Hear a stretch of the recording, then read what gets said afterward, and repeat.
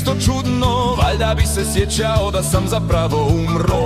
Okrenuh se okolo, gledam šta mi je, neki drugi svijet kao da je isekai anime. Odmah krenuh u potragu za waifu misicama, ali sve što nađoh je svijet krcat lisicama. Velikih, malih, crnih i crvenih, osim živih bilo je kamenitih i drvenih.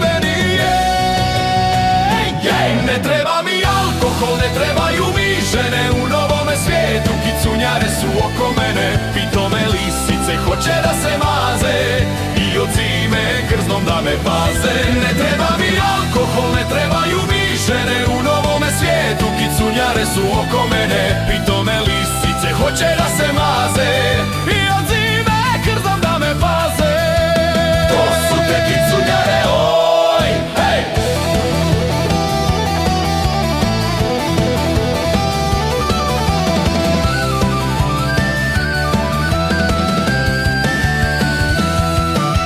Od mačke i od psa imaju osobine, od lisice nema veselije živine. Jedu mi iz ruke, ni malo se ne stide, kao da uopće nisu životinje divlje.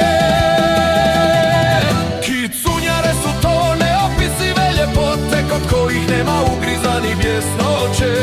Pahuljasti repovi mekši od neba, gledat kako mašu je sve što treba. Ne trebaju mi žene u novome svijetu. Kicunjare su oko mene, pitome lisice hoće da se maze i od zime krznom da me paze. Ne treba